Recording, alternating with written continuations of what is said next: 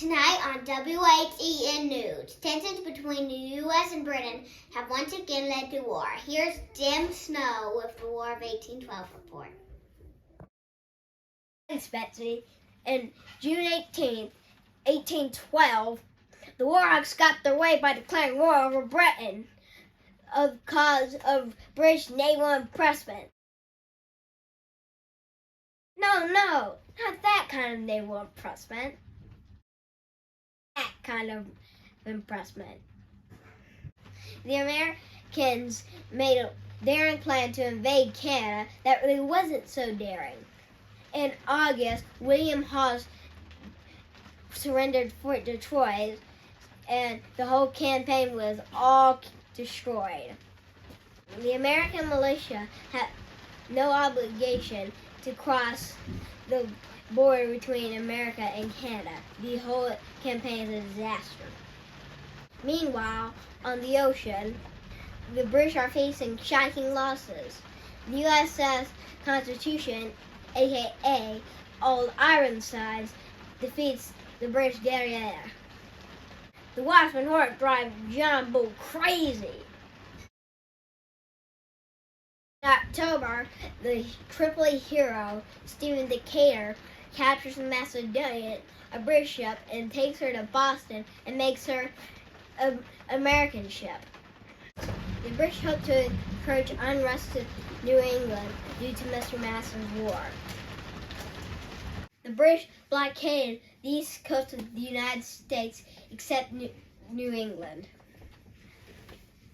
1813 opens with big news.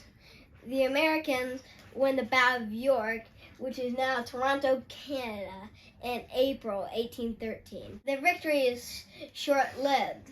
The Chesapeake is sunk by the Leopard. Dying captain's last words were, "Don't give up the ship."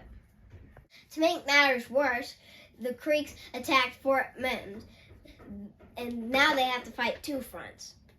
But it's not all bad news. On September 10th, Oliver Hazard Perry takes control of 6 ships and sinks 9 British ships and takes control of Lake Erie. Their battle cry is, "Don't give up the ship." After the Battle of Lake Erie, the British knew that they had it. The Americans chased the British to Canada and won the Battle of Thames.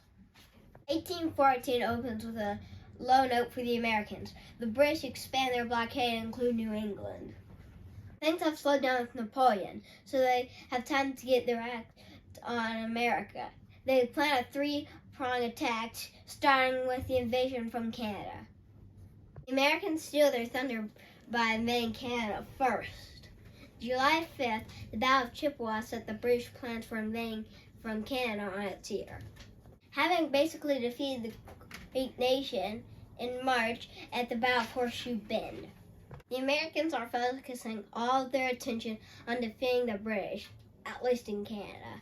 But when the British launch phase 2 of their 3-pronged strategy, they sail up to Chesapeake Bay and march into D.C., hindered along by a motley crew of militia and sailors.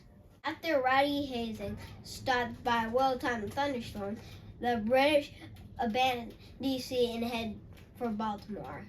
Meanwhile, in Ghent, Belgium, British and American representatives sit down to talk peace. The British have some big demands. But things don't go as planned in Baltimore. The British bombarded Fort McHenry all night, September 13th, only to see the Star-Spangled Banner still waving the next morning. We defeated the British and got our national anthem.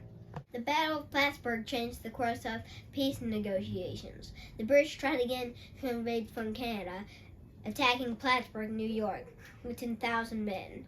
The U.S. Army soundly defeated the much larger force. On Christmas Eve, a treaty was signed returning things to the status quo, ending the war. But not really! News of the signed British treaty was still on its way across the Atlantic Ocean when the British launched the 3rd prong of their attack at the mouth of the Mississippi River near New Orleans. Once again, the Americans defeated the vastly superior force, securing the Mississippi River for the U.S. The Treaty of Ghent was ratified by the U.S. Senate on February 16, 1815, and the war was officially over, for real this time. Back to you, Betsy. Thanks, Tim. Next on WHEN News, an investigative report into the world of patent medicine.